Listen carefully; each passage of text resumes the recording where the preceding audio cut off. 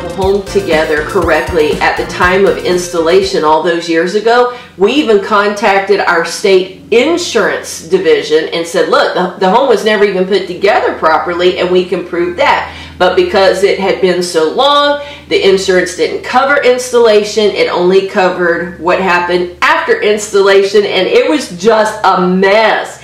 No agency would help us. We sat down and talked to different people. We talked to different banks about the possibility of refinancing to help us, and nothing. There was just simply no help. So we were left in a situation that if we walked away and claimed bankruptcy, we wouldn't be able to rent an apartment because they do checks on your finances. So we literally were stuck in a situation that all we could do was to try to fix it. So we began that process in 2013. It's been almost 3 years now.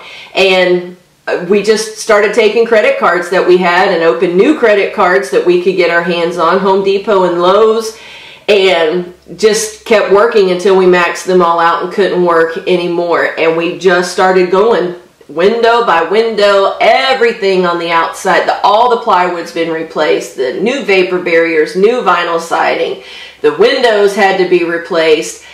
We had to pull down all of the ceiling. We didn't change the actual roof or the roofing tiles that are up on the exterior, but we did have to pull it down from inside and pull down all the plywood inside and the sheetrock and insulation and all that. Everything had to be changed.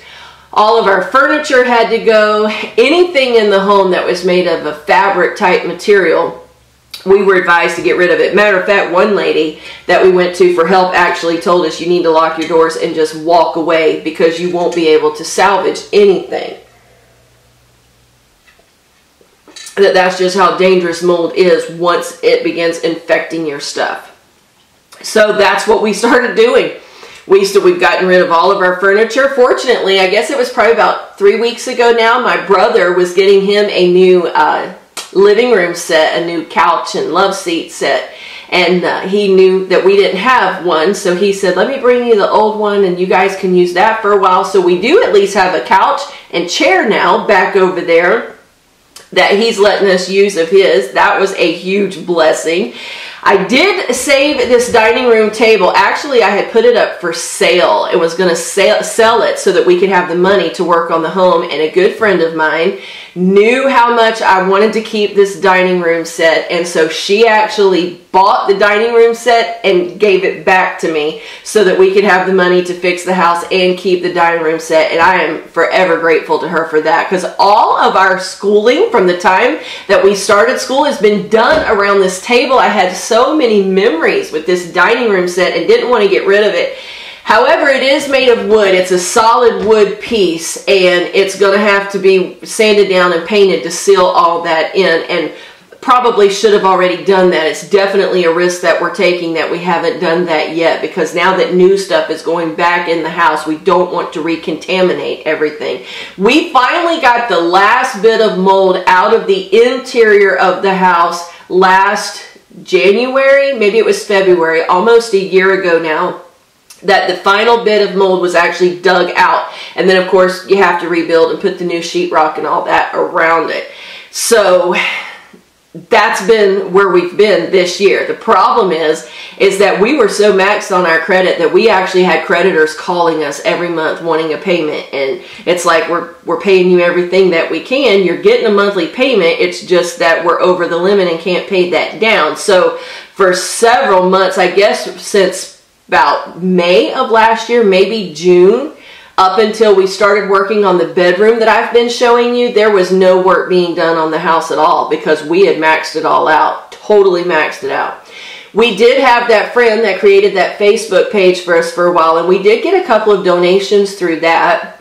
And of course, my parents have helped us out a little bit with the finances, but other than that, it's just been a process of waiting till you have a little bit of money and then doing what you can. So it's been a challenge. It's been hard as far as that part is concerned because there's so much to do. And we're not even close to being finished yet. The kids' bedrooms, the new sheetrock is up, so the thread of the mold is out of there. But of course, nothing's been painted. They don't have new beds yet. You know, we got the air bed thing going on to make sure they at least have a mattress to sleep on that's up off of the floor. And when my grandmother passed away in April, we got her bed. So my husband and I are at least sleeping on that. He ended up in the hospital through this whole process because doing the windows and all the heavy construction, the discs had lost the cushion in between and was pinching on some nerves. Matter of fact, it was so bad he couldn't even get out of bed. I had to call the ambulance to come and get him to the hospital for that. And he stayed there 4 days with that. So we knew, okay, he's got to at least have a decent mattress to sleep on because of those kind of physical issues. So we did get her mattress when she passed away, and that's been working out pretty good. His back is doing so much better. Every once in a while, it'll kind of act up on him, but doing pretty good. I had ended up in the hospital a couple times with severe sinus and bronchitis issues that we didn't realize at the time was mold related. And when we decided to finally tear the house apart to begin the work, we did a test. I had ended up in the hospital and was severely sick in the emergency room. It turned out to be another sinus infection, and it had just gotten all the brachial tubes and all that irritated. So I told my husband, I said, I want to do an experiment before I start taking these antibiotics again, because it's just not healthy for you. I mean, it's not for a lot of reasons. But I said, let's go out of town for 1 week, and without taking any medication, let's see if I start to get better. And if I start to get better, then we're going to know it is definitely the house. We could leave for the weekend to go to church, and when we would get back on Sunday nights like we just always do, immediately, like within 2 minutes of walking in the door, the sneezing would start, everybody's eyes would get irritated. So we knew there was an issue, we just didn't know how bad. So we did that. We packed our bags. We went out of town for a week and stayed in a hotel just to experiment. I did not take 1 drop of medicine, and by the second day, I was already better. By the end of the week, I was completely well. No medication needed. So we knew at that point, we've got to do something because we cannot continue living in that kind of environment. So that's when the whole process started. That was 3 years ago in January. And so that's just kind of where we are. There's been some things that we thought we could hold on to that we didn't think was infected, like all the Christmas stuff that you guys saw earlier in the vlogs. And we thought that all that was okay, but as soon as we opened up the boxes and the bags, we could smell that smell, and we knew. And someone had commented they were concerned that maybe things were getting reinfected because we had opened it up in the house, and we just didn't know till we got to opening it that all that stuff was infected. So immediately that stuff went out, and we've gotten that out of the house, and we're just hoping and praying that those couple of minutes was not enough to get the spores back everywhere and that it's not going to recontaminate. But that's been the journey that we've been on for the last 3 years. That's what led to the couponing. Someone had asked why I started couponing. That was it, because we had to learn to save money and eat cheaper to make our dollar stretch to finish this house. So that's why we're a little more excited this year about Christmas. We haven't had the big tree now since Christmas of 2011, because Christmas of 2012, we knew we were fixing to start the process in January, and we were getting things ready for that. And so we couldn't do the big tree that Christmas, and we had, we would do a section of the house at a time. So we would have one section all barricaded off and move all of this stuff to one end. And then when we worked on the other end, we did the same thing. And then there at one time, we had 2/3 of our house was crammed with stuff because the other side was being worked on. I mean, it has been a challenge. I'll just tell you that. It's been a challenge. It definitely was not the safest thing to continue to live here while we were opening up walls and ceilings, because of course the minute you open it, all those spores just flood in. And here's the thing, the reason why those had to be replaced, because the question was asked, but it's in the ceiling, can't you just sheetrock over that doubly and it'd be okay? But no, you can't, because everywhere that there's a hole for a light fixture, or in your walls where there's a hole for a switch plate or for an outlet, all of those are holes in the sheetrock, so whatever is behind that is gonna seep through. So there was no just covering over it. It had to be dug out. We had to get special antimicrobial stuff to sand down and put in an oil-based paint to paint all the rafters, because that was the only way to avoid tearing it down completely and rebuilding. So all of those have been sealed in with that product and won't allow back in. At this point, we still have all the underneath of the mobile home to do, and that is a great concern to us because it still can ventilate through the air system if we're not careful. And of course, every time you open a door, that kind of stuff, you still run the risk of the mold that's under the house now being able to get back up in. So we're trying to work as quickly as we can, but then of course, when you can't afford to keep going, it slows things down, and you're just living on prayer and faith, asking God to protect you during the process of it all. So that's kind of where we are. I know I've alluded to that a few times in some of the vlogs and in some of the other videos that I've done. Some of you have been very curious and have asked questions and wanted to hear that story. And so that's just kind of where we are. But I just wanted to warn you guys, if you think that you have any kind of chronic symptoms that you can't clear up, there is a possibility that you could have mold issues that's happening in the environment that you're living in. So check your air, test it. Sometimes a small air conditioning leak can cause mold issue. Anywhere you've had water leaks and water damage is a high probability you're going to have mold spores, because moisture is what allows mold to grow. So if you've had leaks in your ceiling, if you've had leaks behind a wall, one of ours, we had leaks down inside of a wall from a vent on the roof, and the whole interior of that wall behind one of our closets was flooded with mold, black mold, visible. You could see it when we pulled the things off. When we pulled trim away from walls, you could see where it had seeped in through the ceiling.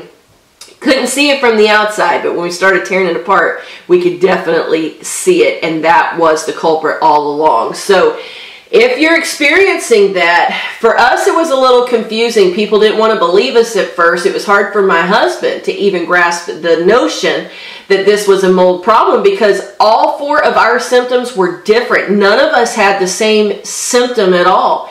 Since we've gotten the mold out, they've done a study on my daughter, and the gentleman, the specialist, she actually had to go to a specialist that was working with her on the issues with her mouth, wanted to track her progress to see if when the mold was finally out of the home, if this issue would clear up, because it's a chronic issue that has no cure, and he felt like she was going to have to be on medication the rest of her life because they didn't know what caused it, so therefore they didn't know how to cure it.